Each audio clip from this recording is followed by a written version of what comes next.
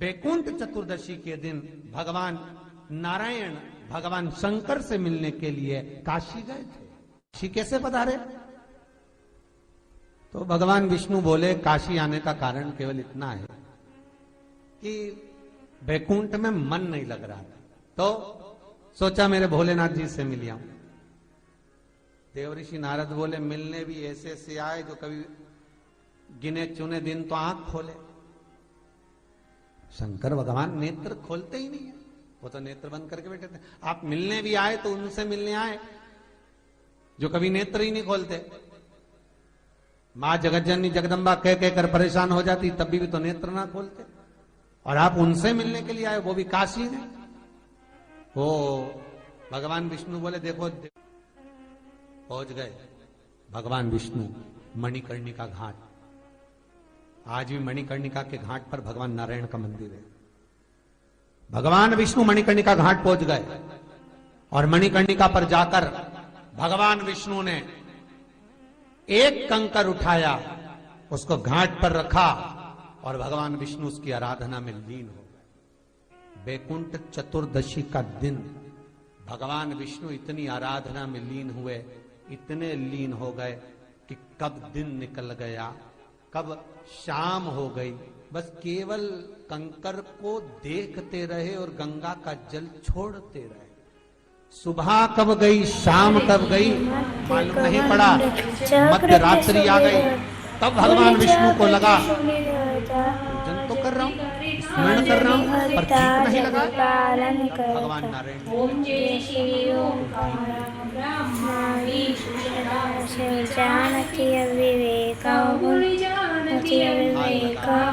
ब्रह्माक्षर के मध्य तीनों वेगा, ओम जय शिव ओंकारा।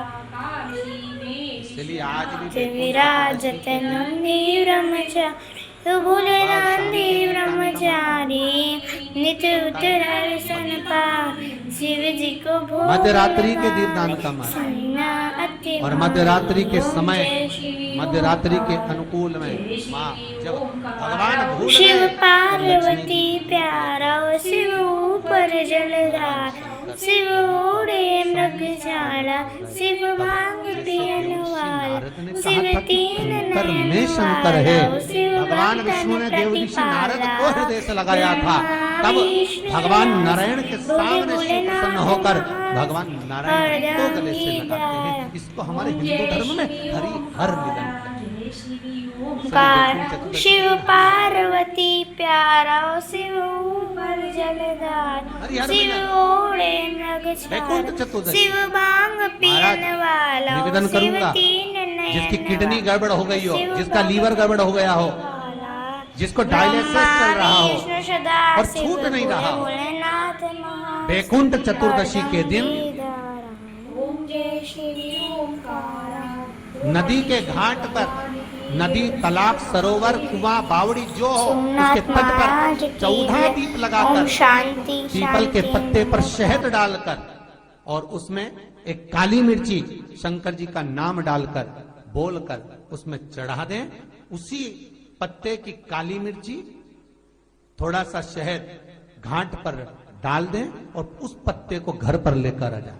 जिसको डॉक्टर ने कह दिया डायलिसिस होगा, किडनी लीवर गड़बड़ हो रहे हैं, बैकुंठ चतुर्दशी के दिन रात्रि को 14 दीप लगाकर जब घाट से आए, जिस व्यक्ति को रोग है, बीमारी है, उसको वो पत्ते समेत चटा देगा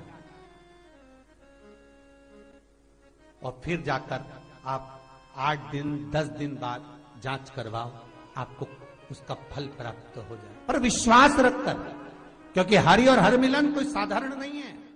बैकुंठ चतुर्दशी कार्तिक के महीने में जो दीपदान होता है, माताएं सवेरे घाट पर स्नान करने जाती हैं तो वहां दिया लगाती हैं। शाम को तुलसी का क्यारा, दरवाजा सब दूर दीपदान होता है। केवल कार्तिक के महीने में पूरे महीने जो दीपदान होता है वो शाम के समय पर, सुबह के समय पर, आप जब सुंदर कार्तिक स्नान कर रही हो तब, या शाम के समय पर दीपदान करती हो। पर पूरे कार्तिक के महीने में केवल एक दिन ऐसा होता है जिस समय शाम को दीपदान नहीं होता, बल्कि मध्य रात्रि में दीप का दान होता। कौन सा दिन है वो?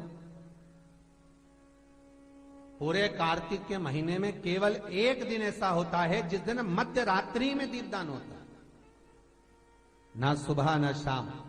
हाँ, सुबह शाम आप तुलसी जी को लगा रहे हो अपनी जगह पर, पर तुम अगर कार्तिक के महत्तम का स्मरण कर रहे हो, कार्तिक का स्नान कर रही हो, कार्तिक नहा रहे हो, या कार्तिक का व्रत कर रहे हो, या पचवीगन का व्रत कर रहे हो, या भीष्म पंचक का व्रत कर रहे हो,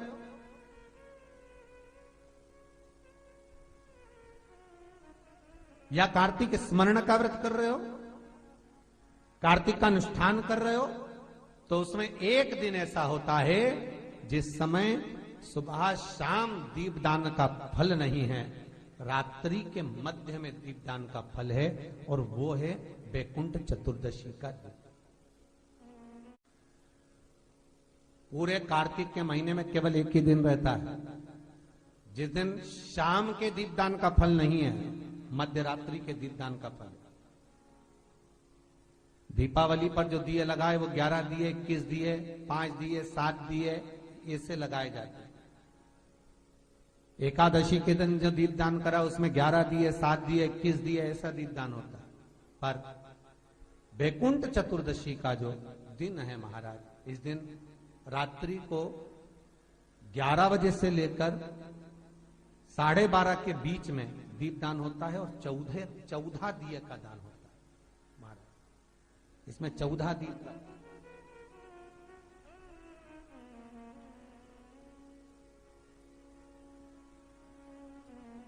चौदह दीपों का दान है। निवेदन है आप सबसे कि प्रयास करना कि घर के बाहर आप एक दीप, जहां पर आपका जलाशय है, पानी का स्थान है, वहां रख दें, और एक दीप तुलसी के क्यारे के पास रखें, बाकी के दीप आप घर के बाहर लगा। 14 दीप। बहुत उपद्रव मचाने लगा, पर वृंदा की भक्ति के कारण जीवित था। देवता घबरा गए, देवताओं ने कहा इसको मारे कैसे? तो भगवान शिव ने कहा तुम ही बताओ क्या करना चाहिए। तो भगवान विष्णु के मारने का प्लानिंग तो आप ही कर सकते हो प्रभु, हमारे बस की तो है नहीं। क्यों? क्योंकि वो वृंदा हमारा भजन करती है, और हमारा भजन करे और हम मारे तो अच्छी बात थोड़ी ना लगे। आप बताओ कैसे मारा जाए? तो भगवान बोले एक तरीका है कि तुम, जब मैं जलंधर को युद्ध के मैदान में लेकर जाऊंगा, तब तुम इसका सातित्व भंग कर दो, इसके कक्ष में जलंधर बनकर। तो भगवान विष्णु बोले ये मेरा पूजन करती है, मैं सातित्व भंग करूं अच्छा लगेगा? एक काम करो, नहीं तो तुम सातित्व भंग करो। शंकर भगवान बोले मेरी धर्म पत्नी जगदम्बा से मैंने जब विवाह करा था, वचन दिया था, हे जगदम्बा, नारी के सातित्व को एक तू और एक मैं सदा सदा के लिए जीवित रखेंगे, नारी के सातित्व को। इसलिए स्त्री, नारी जो भी व्रत करती है, उपास करती है, पूजन करती है, पाठ करती है, अर्चना करती है, उसमें लक्ष्मी जी का पाठ नहीं होता, लक्ष्मी जी की आराधना नहीं होती, सरस्वती की आराधना नहीं होती, उसमें माता पार्वती की आराधना होती है। तीज का व्रत किसका है? बोलते जाओ। चतुर्थी का व्रत किसका है? छठ का व्रत किसका है? पार्वती का। जितने माताएं व्रत करती है सब पार्वती के हैं। सातित्व देने वाली है वो, अखंड सौभाग्य देने वाली है वो, सुख देने वाली है वो, सरल नहीं है मां। जगत की जगदम्बा है वो, जगत धात्री है वो, जगत धात्री।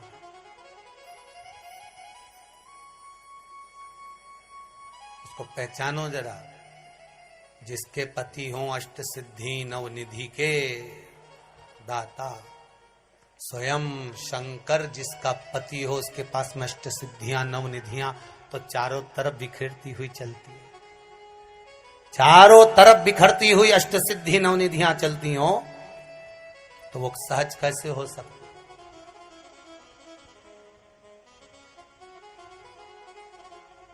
वो सहज नहीं हो सकता।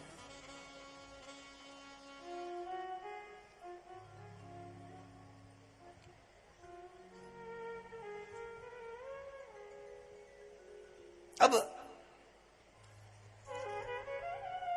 भगवान विष्णु गए जलंधर बनकर, जलंधर को ले गए शंकर, मार दिया शंकर भगवान ने जलंधर को, सिर कटा, वृंदा की गोद में गया तो वृंदा का पति तो अंदर बैठा, ये कौन? देखा तो ये तो नारायण। क्रोध आ गया वृंदा को, मेरा पति मर गया, आपके कारण मेरा सातित्व भंग हो गया, मैं तुम्हें श्राप देती हूं, तुम पत्थर हो जाओ। भगवान कहते हैं वृंदा, माना मैं पत्थर का हो जाऊंगा क्योंकि तुम्हारा हृदय कठोर हो गया नारायण। एक नारी का सातित्व क्या होता है तुमने उसको डिगा दिया है, पत्थर के हो जाओ तुम। वृंदा अपना शरीर त्यागती है, हाथ में जल लेकर भस्म करती है, तुलसी का क्यारा बनती है, उसमें से आवाज निकलती है, शंकर भगवान आपने मेरे पति को मारा तो तुलसी का दल आप पर कभी नहीं चढ़ेगा। केवल वर्ष में एक दिन बैकुंठ चतुर्दशी का दिन ऐसा होता है जो रात्रि में 12 बजे से लेकर सुबह 4 बजे शंकर भगवान पर तुलसा चढ़ती है और ठाकुर जी पर बेलपत्र चढ़ता है। उस बेलपत्र और तुलसा को शहद की शीशी में रखा जाता है। जो बच्चा पढ़ने में कमजोर होता है, बुद्धि से कमजोर होता है, वो शहद कम से कम 2 महीना 3 महीने तक चटाया जाता है, तब बच्चा बुद्धि और विद्या में तेज हो जाता है। जिसको याद नहीं रहता हो, याददाश्त कमजोर हो गई हो, कई बुजुर्ग लोग भी ऐसे हैं जिनको याद नहीं रहता, बेचारी अंगूठी रख के भूल जाती है, कहीं ऐसी ये सामान रख के कहीं चला जाता है। तो बैकुंठ चतुर्दशी के दिन आप प्रयास करना, एक तुलसी का दल भगवान शंकर पर और बेलपत्र, जम के बोलो, भगवान ठाकुर जी, दोनों को इकट्ठा करना, शहद की शीशी में डालना, उसको चाटना। महाराज विवेक बुद्धि तीव्र होगी, याददाश्त बनी रहेगी, याद रहेगा किसी और वाले महाराज ने क्या क्या सुनाया था। शिव कथा कह रही है, धनेश्वर अपशब्द कहता, ताने देता, शरीर बेकार हो गया, किसी काम का नहीं। किसी पर एक उंगली जब हम उठाते हैं तो ये 3 उंगली हमारी ओर जाती है, ये बात हम पहले ही कहे। धनेश्वर इस चीज का स्मरण नहीं कर पाया कि हम गंगा नहाने वालों पर, नर्मदा नहाने वालों पर, कथा सुनने वालों पर, भजन करने वालों पर उंगली उठा रहा है। शरीर में रोग हो गया, बीमार पड़ गया, पिता बड़े दुखी थे। धनेश्वर के पिता ने ये विचार करा कि आखिर इसका उद्धार कैसे होगा।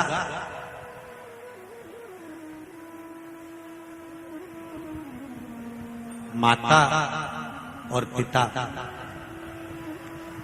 हमारे यहाँ देवी जी की आरती में भी हम लोग गाते हैं, पूत कपूत सुने पर ना माता सुनी। हमारे यहाँ की आरतियों में भी ये वर्णन किया गया है कि माता पिता बेटा चाहे कितना भी बेकार हो तो भी माता पिता उसको कलेजे से लगाकर रखते हैं। मेरे बेटे का उद्धार कैसे होगा, स्मरण कैसे उसका मुक्ति होगी, समझ नहीं पाया। समय आया, रोज धनेश्वर अपशब्द कहता था, रोज उंगली उठाता था, रोज गालियां देता था, रोज ताने देता था। आज उसको नहीं मालूम था कि बैकुंठ चतुर्दशी का दिन है। काय का दिन है? जम के बोलो जरा, बैकुंठ चतुर्दशी का दिन। ये धनेश्वर को नहीं मालूम था। उसका रोज का नियम था, जो नदी नहाने जाए, नर्मदा नहाने जाए, गंगा नहाने जाए, कथा सुनने जाए, या मंदिर जाए, या देवालय जाए, या कोई सत्संग करे, या भजन करे, और या शब्द कहता फिरे। तो धनेश्वर आज फिर एक भक्त स्नान कर आ रहा था, जल का पात्र हाथ में था, सुबह का समय था, शिव जी को जल चढ़ा रहा था। शिवालय में जल चढ़ाते चढ़ाते धनेश्वर ने आज कुछ कहा नहीं है, आज कुछ नहीं कहा, पर धनेश्वर ने उस जल चढ़ाने वाले का सुबह के समय पर केवल जल चढ़ाते समय मुख देख लिया और मुख देखा, धनेश्वर चला। स्कंद पुराण कहती है धनेश्वर जब चला आगे खड्डे में जाकर गिर गया, गिरा, प्राण छूट गए। इतना बड़ा पापी था कि शरीर का कष्ट भी भोग रहा था, उसके बाद भी ये मरने के बाद नरक नहीं गया, अगर गया तो बैकुंठ गया। कारण केवल इतना सा था कि जिस दिन इसने जल चढ़ाने वाले का दर्शन करा था वो बैकुंठ चतुर्दशी का दिन था, और बैकुंठ चतुर्दशी के दिन का दर्शन करा। इसलिए सुन लो जितने लोग आस्था पर कथा सुन रहे हैं, जितने फेसबुक पर सुन रहे हैं, और जितने लोग भीकण गांव की पावन धरा पर सुन रहे हैं, आपने 7 दिन की कथा सुनी के लिए सुनी, पर कल 6 तारीख हरिहर मिलन का दिन, बैकुंठ चतुर्दशी का दिन। अगर कथा तक पहुंच जाओ तो अच्छी बात, टीवी के सामने भी बैठ गए तो अच्छी बात, मोबाइल के सम्मुख में भी सुन ली तो बहुत अच्छी बात। पर जो भीकन गांव तक भी नहीं पहुंचा तो कम से कम कोई गांव का व्यक्ति अगर कथा सुनकर निकल कर जाए तो उसका केवल दीदार कर लेना, दर्शन कर लेना, उतने में बैकुंठ का मार्ग बहुत। धनेश्वर ने पूछा मैंने कौन सा पुण्य करा था जो मुझे बैकुंठ का द्वार खुला मिला? चित्रगुप्त महाराज ने कहा धनेश्वर ब्राह्मण, तुमने पाप तो इतना करा था कि तुमको नरक भोगना था। केवल बैकुंठ चतुर्दशी के दिन स्नान कर कर आ रहे व्यक्ति का, शिवजी पे जल चढ़ाते हुए आ रहे व्यक्ति का मुख का दर्शन कर लिया था। इसलिए बैकुंठ चतुर्दशी हरिहर मिलन का दिन है। बैकुंठ चतुर्दशी के दिन भगवान विष्णु और भगवान शंकर, इन दोनों का गुणगान गाना चाहिए, दोनों का भजन करना चाहिए, दोनों का मंत्र जाप करना चाहिए, दोनों का। नींद खुली रहे तो 11 बजे के बाद में, रात्रि को 11 के बाद अगर नींद खुली रहे, नींद नहीं खुली रहे तो फिर तुम रात को 8-9 बजे चढ़ा के भी सो जाओ तो कोई बात नहीं हो, भगवान तो बोलेगा। शंकर भगवान पर पहले बेलपत्री चढ़ाना, लड्डू गोपाल के सामने तुलसी का दल चढ़ाना, अपने मन की कामना कर कर हरिहर मिलन कराना। थोड़ी देर तक या तो सवेरे के समय ही चढ़ा दो, दिन भर चढ़े रहने दो, रात्रि के समय पर जब फ्री हो जाओ तब घी का दिया लगाकर बेलपत्री उठाना, वो उठाकर भगवान शालिग्राम जी पर या लड्डू गोपाल पर या मेरे कृष्ण पर या नारायण पर या भगवान विष्णु पर, जो भी तुम्हारे यहाँ मूर्ति हो लड्डू गोपाल की आदि की, उन पे चढ़ा देना और भगवान की तुलसी उठाकर अपनी कामना कर कर मेरे देवाधिदेव महादेव के शिवलिंग पर चढ़ा देना।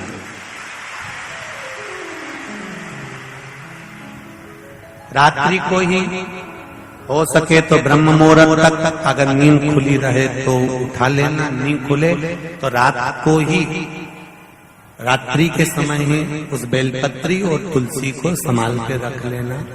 वही बेलपत्री तुलसी विद्या के लिए, और जो बच्चा माइंड से तकलीफ में रहता है, जो बच्चा पलंग पर गंदगी करता हो या जिसका विवेक बुद्धि स्थिर नहीं रहती हो, उसके लिए ये बेलपत्री और तुलसा हमेशा कार्य आती है। कल वही बैकुंठ चतुर्दशी, उसका दर्शन आप भाव से आनंद से अपने अपने घरों में करें, भक्ति के साथ, आनंद के साथ। शिव कथा कर रहे, धनेश्वर पूछ रहा है कि मेरे प्राण छूटे, मैंने तो पाप करा था, फिर ये बैकुंठ का तो कहा केवल भगवान विष्णु ने काशी में जाकर भगवान शंकर की आराधना मणिकर्णिका के घाट पर करी थी। शंकर भगवान ने अपना सुंदर भाव सुदर्शन चक्र भगवान विष्णु को दे दिया था और भगवान विष्णु ने अपना नेत्र भगवान शंकर को दे दिया था। तब भगवान विष्णु ने कहा था देव ऋषि नारद से, नारद पूरे वर्ष में केवल एक दिन ऐसा रहेगा वैकुंठ चतुर्दशी का, जिस दिन मेरा दरवाजा 24 घंटे खुला रहेगा।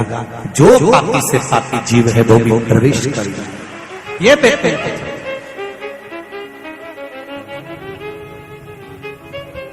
प्रयास करो, कल शिव जी के मंदिर में जाकर एक लोटा जल अवश्य चढ़ा। भगवान नारायण का स्मरण करें, राम नाम, कृष्ण नाम, शिव नाम, भगवान की भक्ति का भजन कीर्तन करें। धनेश्वर के प्राण छूटे परम पद पाया। जिस भरोसे के साथ, जिस विश्वास के साथ आप देव अधिदेव महादेव से प्रार्थना करते हो, विनय करते हो, निवेदन करते हो, बाबा उसको स्वीकार करता है, सुनता है। चंद्रदेव पूछ रहे हैं कि शिव सुनेगा कैसे? शंकर जी को कहने के लिए कहाँ जाया जाए? शिव जी से अगर कोई बात कहना है, शंकर भगवान को कुछ बोलना है, शंकर भगवान को यदि कोई बात कहना हो, शिव जी से कुछ कहना हो, तो कहाँ जाकर कहें? कहाँ जाकर कहाँ प्रार्थना करें? कहाँ विनय करें? देवऋषि नारद जी ने कहा कि तुम जहां बैठो, तुम्हारा जहां मन पड़ जाए वहां बैठकर बालू के शिवलिंग का निर्माण करो, मिट्टी का शिवलिंग बनाओ, पार्थिव शिवलिंग बनाओ। पार्थिव शिवलिंग में बालू में, मिट्टी में कण कण कण कण होते हैं। उन कंकर को जोड़कर, उन कण कण को जोड़कर अपने दिल की बात एक लोटा जल चढ़ाते समय उनसे प्रार्थना करो, विनय करो।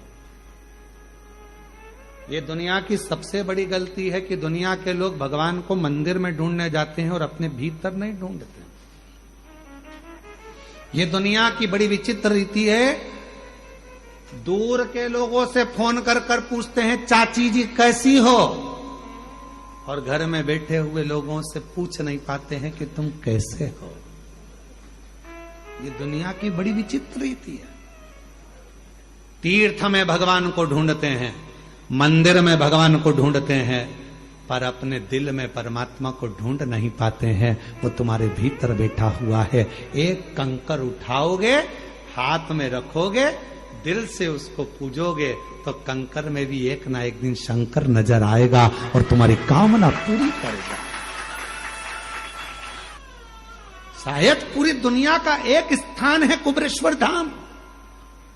पूरे विश्व में केवल एक भूमि है, कंकर शंकर की भूमि कुबरेश्वर धाम, जहां कंकर को उठाकर शंकर देखा जाता है, जहां कंकर को बीन कर पूजन करी जाती है और कंकर में शंकर को देखा जाता है।